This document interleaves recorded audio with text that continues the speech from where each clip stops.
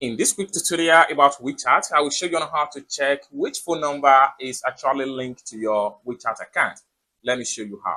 But before we dive into the tutorial, if you found the tutorial useful and you are very new to this channel, remember click on that subscribe, turn on the notification bell for more useful tutorial like this. So with that being said, let's get started. Very first thing you need to do is open up your WeChat.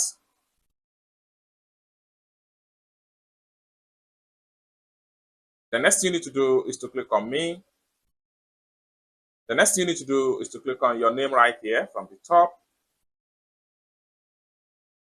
The next thing you need to do is to click on phone right here. Good. So it's going to take you right here. And next thing you need to do is to click on show right here. And with that, you have access to check the actual number that is linked to your WeChat account. It's that simple. For more useful tutorial about how best to use your WeChat, consider to subscribe.